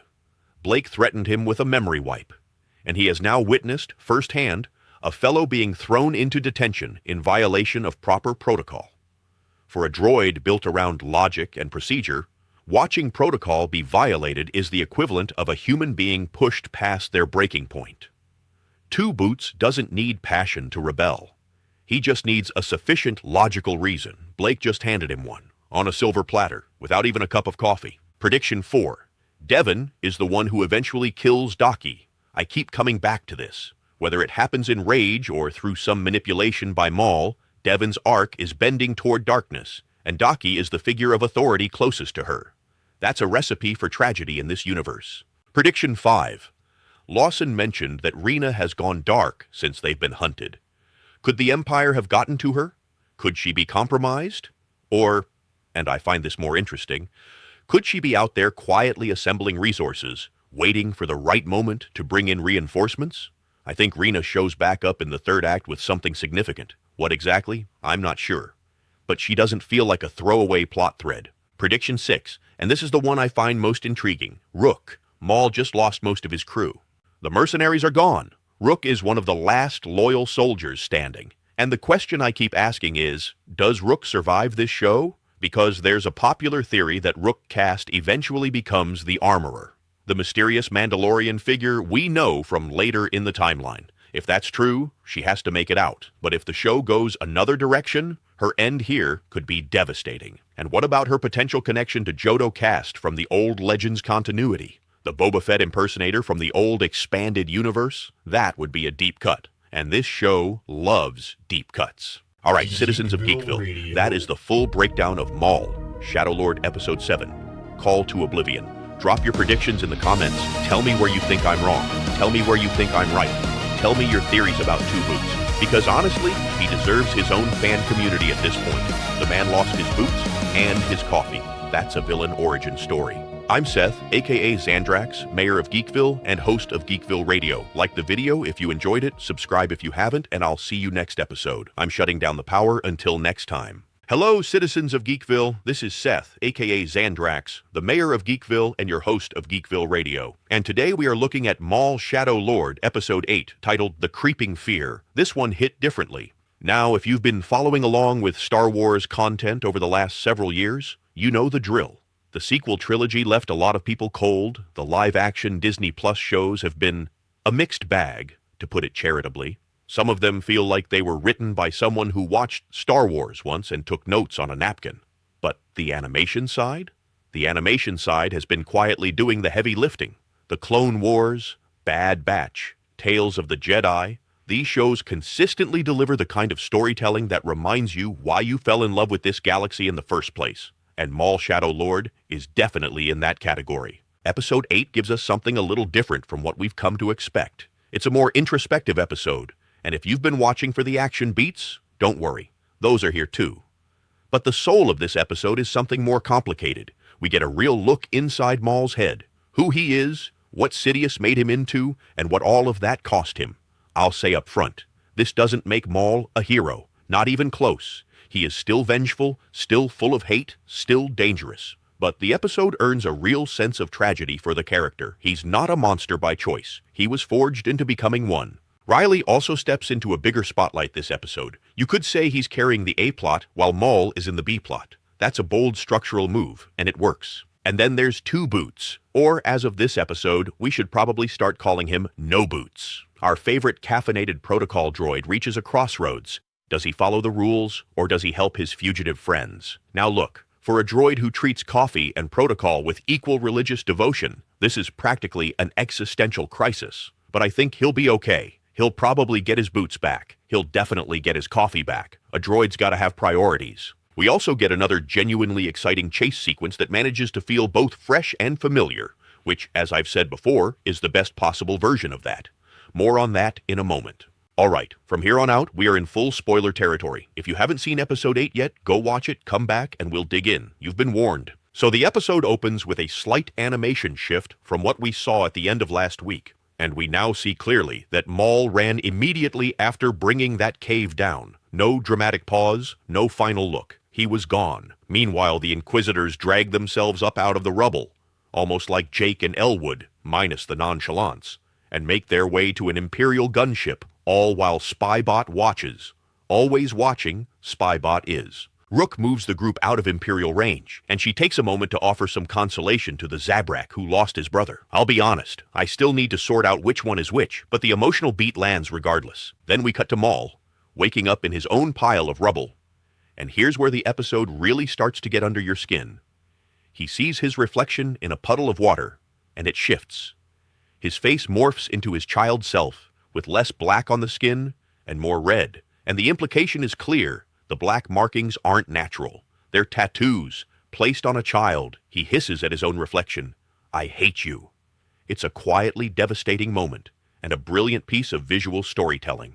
His leg is still badly injured, and you can feel every step hurting him as the episode goes on. Over on the Imperial side, Blake is doing what middle management villains do best, subjecting Riley to interrogation with a little help from Bird Guy. Rena contacts Lawson and lets him know she's booked a transport, but he's only got 2 hours. This complicates things because Lawson needs to rescue Riley first, but Rena warns him the ship will leave with or without him. Clock is ticking. Now, Two Boots. Beautiful, rule-abiding, coffee-dependent Two Boots. He's had it with middle management Blake's disregard of protocol. He goes to speak with Chief Kleiss, only to be told that Kleiss is dead by Officer Wade, and his reaction is priceless. He finds this completely preposterous, because that is not protocol. It takes someone actually spelling out what's really going on for the gears to finally turn. And once they do, Two Boots has a revelation. If middle management Blake isn't following protocol, then Two Boots has absolutely no obligation to follow Blake's orders. It's like watching a droid discover free will, powered entirely by bureaucratic logic, and presumably a strong cup of caf. Lawson contacts Two Boots, and this time he actually picks up. Lawson offers a bargain to save Riley. He will turn himself in if Two Boots will bring Riley out. A deal is struck. Docky sends Devon to acquire a speeder for an escape vehicle. A far cry from when he warned her not to steal back in the first episode. But then again, maybe being hunted by force-wielding Jedi hunters changes the plan. Meanwhile, Maul is limping his way back through the city toward what I've been lovingly calling the Maul Cave. And as he walks, he starts seeing visions, his past unspooling before him, Sidious taking him from his home as a child, being tortured with Force lightning after failed training, the duel with Kenobi on Naboo, and the moment that split him in two. Literally. He even sees visions of himself as Spider-Maul, that horrifying version of himself held together by madness and scavenged parts being found again by Savage Opress. It's a haunted walk, and shows the horrors Maul went through to become the monster he is. Maul swears he'll have revenge on Sidious for killing his brother, which raises an interesting question, doesn't it? Because Maul did kill his other brother himself. Tragic all the way down. Back in the station, Two Boots executes what is genuinely one of the funniest scenes in the show so far. He marches Riley through the corridors like he's transferring a prisoner. Very official, very by the book, to an over-the-top degree. When stormtroopers try to intervene, it plays almost exactly like that scene in A New Hope where Han and Luke were escorting Chewie to the detention block. Except Two Boots, bless his circuits, just stuns the Imperials. No hesitation. No protocol violation in his mind, apparently. Just a droid doing what needs to be done, and probably thinking about coffee the whole time.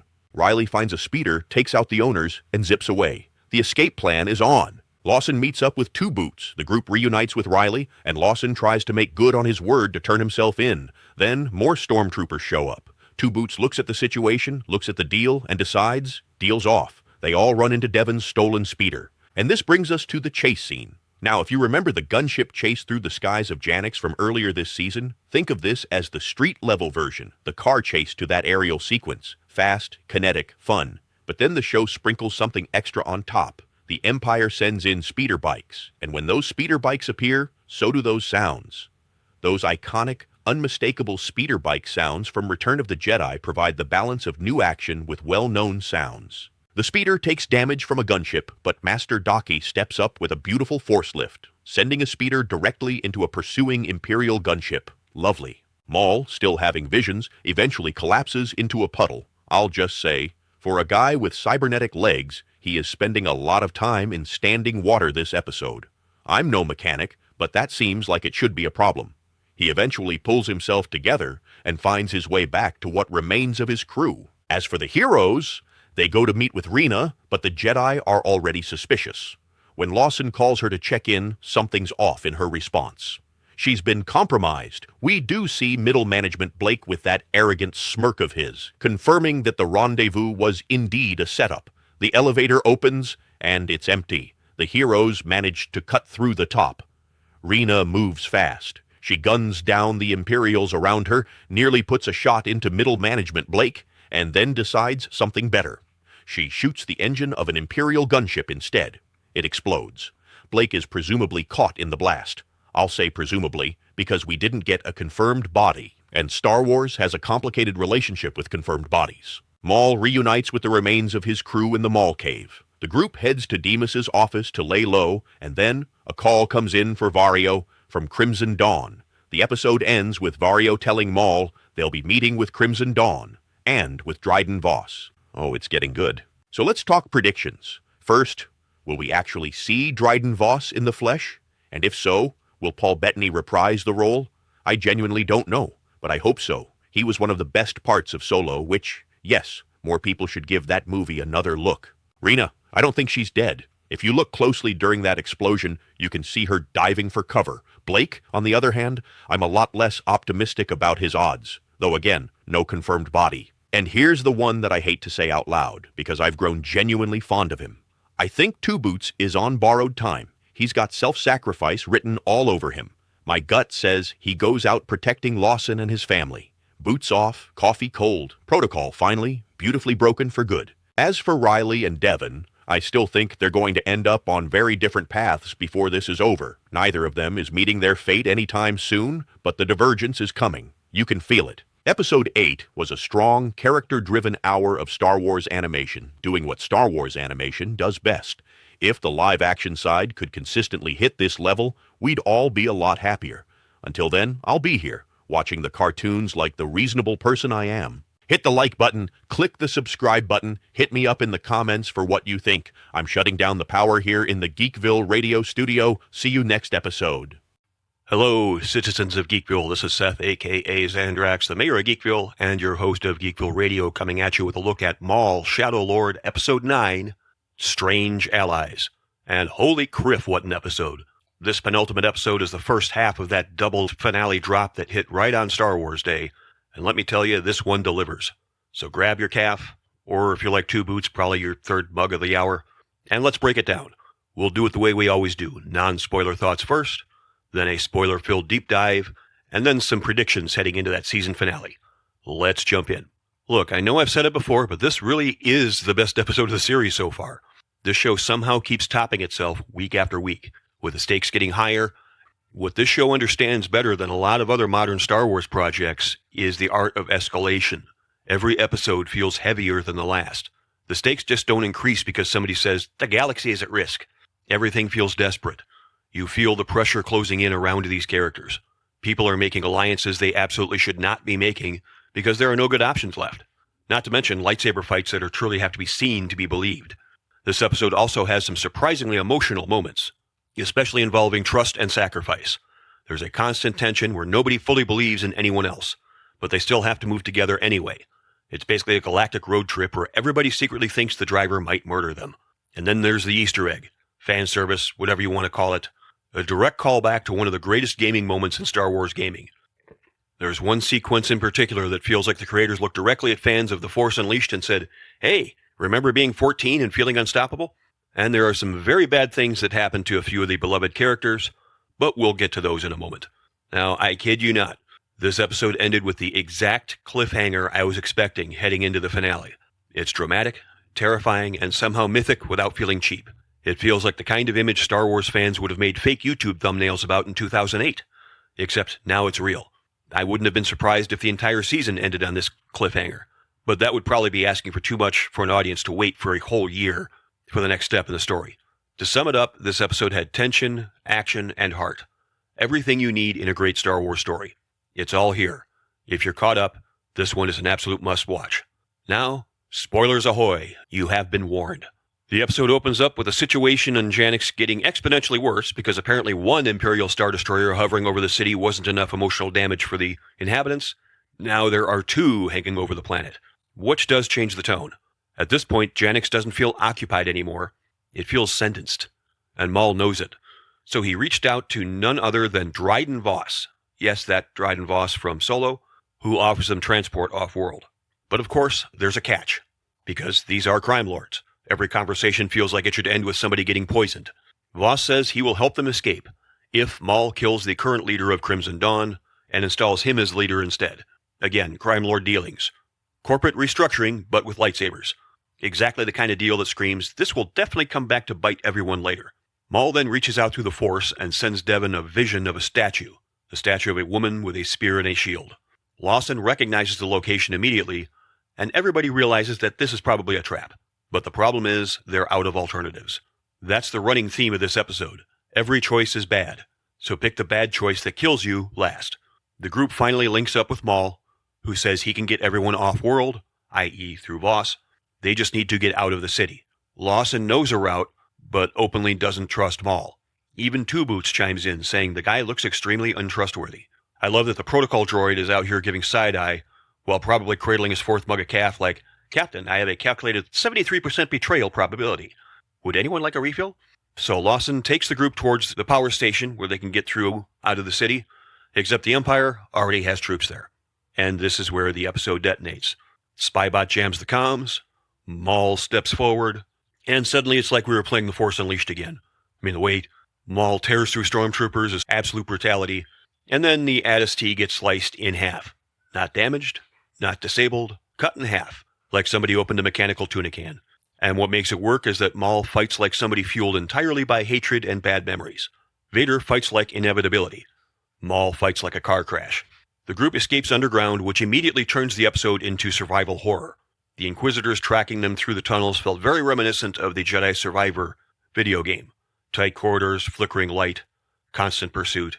And the Inquisitors in the show continue to be genuinely intimidating. Then the group reaches the end of the tunnels and find a toxic waste dump, where the only way across is a single skiff that can hold just 2 at a time, and it's too far for a force jump. Classic Star Wars. The galaxy has endless fascism, laser swords, hyperspace travel, and OSHA violations on every single planet. And naturally the Inquisitors arrive before everyone else crosses, because Star Wars timing runs on Murphy's Law. But it does result in another too awesome to describe lightsaber duel. I'm just going to put the screen cap right here.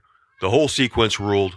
Absolute chaos, blades everywhere, troopers firing in the dark, characters splitting apart, Maul taunting Merrick by calling him a pawn for Sidious, because Maul understands better than anyone what Sidious does to people. In a way, Maul sees himself in the Inquisitors. And then Spybot gets hit by a saber while helping operate the skiff. And honestly, that death hit a little harder than I expected. Which is ridiculous because we're talking about a robot named Spybot. But this show has done a good job making these side characters matter. I mean, who doesn't like the pirate droid that snickers and enjoys being evil? And for what it's worth, Spybot's death does get to Maul. And this is where he starts throwing sabers around like a homicidal boomerang machine. Eventually, Jedi Master Daki and Maul each make it across in a desperate Super Mario-style running leap, where you run, you hold B, and then hit A at just the right moment, and then hit A again. And for a brief second, you think, maybe they will actually escape. And then once they're clear, the Inquisitors drop the line, inform him that they are headed his way. And instantly your stomach drops, because you know who they mean by him. You know it before the reveal. The episode practically turns cold. We cut to the foggy jungle. Rook and the remaining Mandalorians scout ahead. Rook comes back saying something is out there. And before she can finish the thought, she gets dragged back invisibly into the fog. You hear, presumably her neck being crushed. And then he walks out. Darth Vader, face to face with Darth Maul. 20 years. 20 freaking years Star Wars fans have talked about this matchup. Even going back to forum days.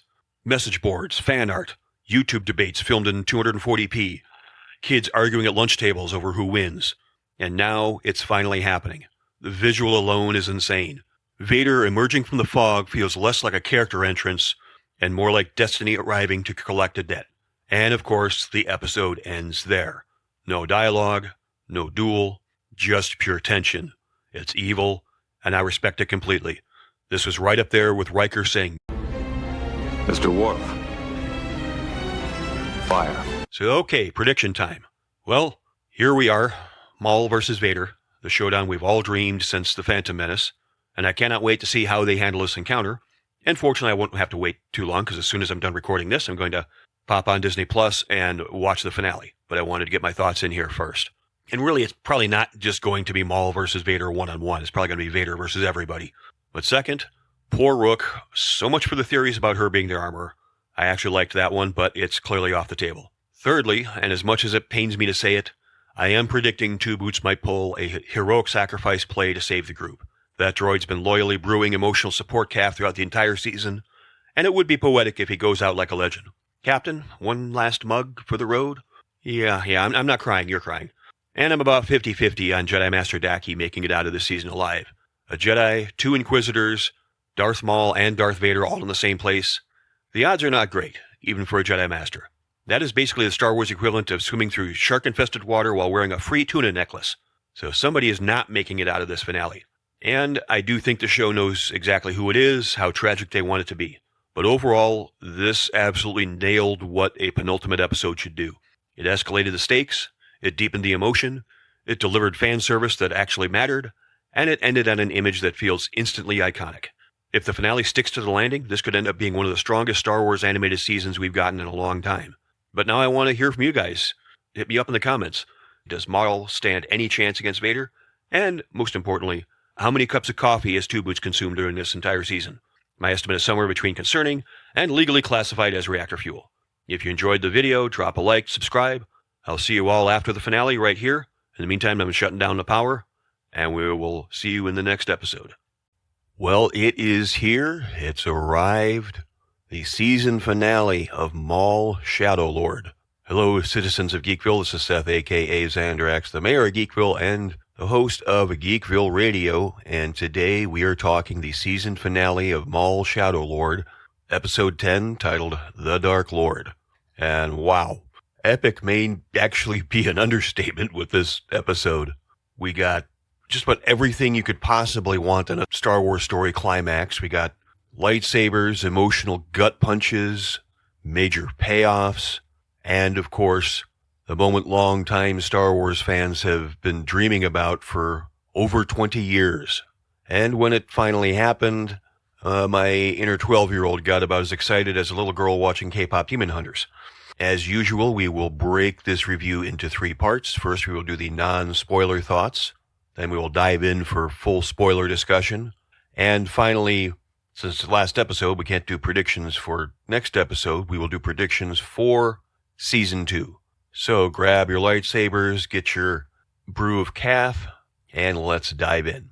Since this was a season finale, it had to feel like a season finale, and it did. This was the culmination of everything the show had been building towards since episode 1. High stakes, the pacing barely lets you breathe, and emotionally, this was a real kick in the feels. That's what the kids say these days, right? My feels? Big kick in the feels. The show's an all-you-can-eat lightsaber buffet, which, sounds amazing, but then you have to remember that every item in that buffet could cause you to lose a limb. But everything the heroes did, the heroes and Maul, it felt like it was all out of desperation, and they weren't being flashy for the sake of being flashy. Every fight had weight behind it. And I have to admit, even at my advanced age, my eyes teared up a little. Part of that came from the sheer drama of the suffering the heroes go through, but another part just came from Star Wars fanboy excitement because we finally got something many of us have wanted to see for literal decades. And I may sound biased, but I think it lived up to the hype. That almost never happens in fandom anymore, especially with Star Wars. I don't think I need to go on any tangent about that. The finale also did something very important that a lot of modern streaming shows don't do, and that's that it resolved all the major storylines. Imagine that. A season finale that actually feels like a finale rather than something that underneath the pizzazz was just a ad for another subscription renewal. Now, yes, there are still plenty of directions the story can go to in Season 2, and we will talk about those later. But this episode gives us enough closure that the ending feels satisfying instead of incomplete. And to me, that's what matters, because the art of storytelling needs to have a beginning, a middle, and an end. And this felt closer in spirit to classic Star Wars storytelling than a lot of stuff we've been getting lately. Big emotions, big sacrifices, mythology. Every single character lost something over the course of the season. And in the end, much like The Empire Strikes Back, the characters didn't win anything. They just managed to survive and escape. It's a story of tragedy more than it is a straight up good versus evil, if that makes any sense. I guess if there's anybody who won anything, it was Maul himself, but more on that later. So overall, spoiler-free thoughts? Well, I'll say it again. This was the best episode yet. I know I sound like a broken record when I say that, but this is easily one of the best pieces of animated Star Wars we've gotten in a very long time. Now, with that said, we are now headed into the spoiler buffet, so if you've not seen episode 10 yet, go watch it first because there is a lot to talk about. We started with absolute insanity. The opening scene of this episode is basically Darth Vader versus everybody. And when I say everybody, I mean everybody. Maul, Devin, and Daki were trying to hold Vader back with lightsabers while Lawson was unloading blaster fire like he thinks he's in Rogue One. And none of it matters because Vader had a block for everything the characters threw at him. He came across as literally unstoppable, not just powerful, not just skilled, something that the heroes had no chance of beating, a walking natural disaster in a cape. The only choice really was running. It took Maul, Daki, and Devin combining their force push powers together, and even then they didn't win the exchange, more like they just bought themselves a few extra seconds of survival. After the first clash, Daki senses that Vader is a Sith Lord, and Maul might have been taken aback at this, quite frankly, but he starts talking about how we have to use rage to defeat him. Of course, Daki disagrees, saying they are more powerful with patience than with rage. And let's be real here. Maul is, even in this situation, doing what he's always been doing, trying to corrupt Devin. Even in such a grave situation, Maul puts his own desires ahead of what is best to survive. Because he sees the potential in her and he's nudging her every chance he gets towards the dark side. So Daki instructs Devin to get back to the other heroes. And then as soon as she runs off, we got an amazing horror-style jump scare. I mean, it was a jump scare where Vader smashes through the walls of the temple or whatever they were hiding out in while Daki was trying to tend to Maul. And we'll come back to this about Daki tending to Maul, trying to treat his injuries, whatever you want to say, just trying to help him any way he can. We'll come back to that. But then things escalate into a trios match, a 3-on-3 fight, because Devin encounters the Inquisitors. Lightsabers everywhere, force powers flying around, chaos in every direction. I think that's the best way I could describe it. But even amidst that chaos, you can see moments where it shows what the heroes are made of. Where Daki force pushes Devin out of the path of one of the spinning double-bladed sabers, shows how good Daki is at protecting others. And then at the extraction point, where the characters are supposed to rendezvous with Dryden Voss, like they set up in the last episode, the heroes and Vario arrive expecting a rescue and instead find an Imperial shuttle waiting for them, along with stormtroopers, with an E-Web repeating blaster, which is, of course, the Star Wars equivalent of a Gatling gun, basically. I don't know if the Empire was tipped off to the location or if this was just chance that the shuttle was going in just trying to search for these people, but the heroes are trapped. Stormtroopers all around, the shuttle hovering above, firing down on them, and the heroes quickly surmise that they need a distraction, which naturally causes all of them to look at Vario, one of the few moments of humor in the episode. But it leads to one of the most unexpectedly awesome moments in the episode where Vario distracts the stormtroopers while Two Boots grabs the E-Web and uses it to shoot down the shuttle. Even without his coffee or his boots, Two Boots continues to be the MVP of this show. But the happy moment doesn't last. More gunships arrive, and suddenly the heroes are completely pinned down once again. Now Maul, Daki, and Devin still wage a hopeless battle against Vader and the Inquisitors. Daki manages to force push Merrick off a bridge, and I think that's the last we see of Merrick in the episode, while Devin battles Bird Guy, and Maul fights Vader. Daki saves Maul from another lightsaber cleaving, which makes what happens next all the more heartbreaking, because Maul stops Vader's attack with a force block, while Vader is still able to block Daki's lightsaber attack. Now, during this chaos, Maul sees that Devin is still fighting Bird Guy and is a good distance away, so he straight up force pushes Daki toward Vader and basically flees. That is as evil as you can get. It shows that no matter how charismatic Maul can be, no matter how sympathetic he may have been in the 8th episode where we saw so much of his background, underneath, he is still an evil monster who sacrifices others without hesitation. He's the exact opposite of Daki. So Vader kills Daki in a sequence that visually mirrors Luke Skywalker overpowering Vader in Return of the Jedi. But unlike Luke, Vader has no conflict left in him, no hesitation, no humanity trying to break through, just relentless rage and brutality. And Devon's reaction is what you would expect. It absolutely sells the scene. Her scream after seeing Daki die is just raw rage, pure agony, which is exactly what Maul wanted. So Maul tosses Devon half of his saber, and the two of them team up against the Inquisitors. Now, visually, this is incredible. Emotionally, it's heartbreaking because you can see Devon sliding closer and closer to the dark side, practically in real time. But that wasn't the moment that got me the most. What got me the most was Captain Lawson. Riley radios Lawson saying they're pinned down, and Lawson looks all around. No real escape point.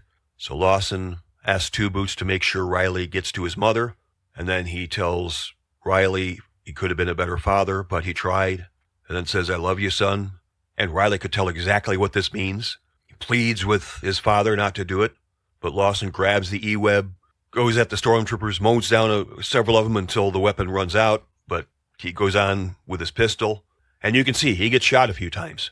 It's probably the single most heroic moment in the entire series. Rogue One-like, I guess you could say. One last stand against the incredible odds. The episode ends aboard Voss's ship, and Maul tells Dryden Voss that he will fulfill his end of the bargain. Voss got them all off-world, so Maul will fulfill his end and get Voss installed as the new leader of Crimson Dawn. And then we get the final scene. An exhausted, injured Maul sits beside Devon, and Devon tells him, "I'm ready." And the episode closes with a shot on Maul's eyes, which is chilling. Maul may have lost everything. He lost all of his followers. He lost his team, but in the end, he got what he wanted, his new apprentice. And I think to him, that's all that mattered. So now predictions for the last time for season 1. Now, first off, almost all of my predictions were completely wrong, except for Vader showing up. And that's fine because this still made for a great story of tragedy. The one thing that did surprise me is just how much of Maul's crew is gone. His whole crew got wiped out except for Vario, and if you even want to include him as part of his crew, there's the argument that he's not. I am extremely thankful that Two Boots survived, because now the coffee jokes can continue, because the galaxy needs this caffeinated droid. And like I said for the last couple episodes, I thought he was going to be the one that made the self-sacrifice. Could even say something like, "After all, I'm a droid. I am not affected by such things as emotion and empathy." And as for Lawson, I genuinely did not expect him to die. Now, technically, once again, we never saw a body. He just kind of disappeared into the fog while we heard the gunshots. But realistically, it was a death scene. I find it difficult to believe that a platoon of stormtroopers are going to capture a guy that is shooting at them as much as he was. And if he really is gone, that was arguably the most powerful scene in the entire series. A father knowingly sacrificing himself so his son can live. That is a timeless story right there. That is timeless heroism. Now, I am surprised we only got one scene in the entire series with Riley's mother, and even that was just a hollow conversation. But that tells me she's probably being saved for a much larger role in Season 2. Now, I will say for a prediction for Season 2, I think we are going to get a time jump. I don't think we are going to pick up right where we left off here. We'll jump forward a year, maybe 2. Enough time that Devon has undergone some serious training under Maul. But the big question is, will Devon ever learn that Maul betrayed Daki the way he did? Because if she finds out Maul deliberately pushed Daki towards Vader, what would she do? But it's also possible she may not learn of this until after she's been totally consumed by the dark side, which then it wouldn't matter. She might think that Daki was weak and Maul was just taking advantage of the situation. Now, as for the surviving characters, Rena, I think, absolutely could return. As I said, we saw her dive for cover when she blew up that gunship, so I think she's still out there. Blake might be. It's possible he could have survived the explosion. I could see him getting some heavy scarring, maybe an eye patch. A disfigured villain is always a nice touch to any story. And I will also say for Chief Kleiss, I know that Officer Wade said that she was dead. I think there's a chance she survived. Again, we never saw her die. And given, if you see Andor, there's definitely Imperial prisons. So I could see her in prison somewhere deep within the Empire. And I'll throw this out there. What does Riley's mother do in the Empire? Well, what if she's a prison warden or the equivalent of one, and she's overseeing the prison that Chief Kleiss is in? That would get very interesting very quickly. So overall thoughts, this finale succeeded because it understood what Star Wars is supposed to be. It's space opera. It's emotional. It's mythical. Lightsabers clashing in the dark while broken people struggle for fear, hope, and rage. That's Star Wars. And the only downside about the show is now we have to wait a year for it to come back. So, citizens of Geekville, that is my thoughts on episode 10 of Maul Shadow Lord. What did you think of the finale? Do you have predictions for season 2? Drop your thoughts in the comments below. And if you enjoyed the review, hit like, subscribe, ring the notification bell, activate your holograms, bribe your local protocol droid with coffee, all the usual YouTube rituals. We got more Star Wars content coming very soon, along with coverage of other things in fandom, because Geekville Radio, we are entering a new era here on YouTube. We were an audio-only podcast for years, but now we are here on YouTube. It's a new era, and I would be delighted for you folks to be a part of it. So let me know what you think in the comments below. Check out our other stuff. I'm shutting down the power here in the Geekville Radio studios, and we will talk to you again in the next episode.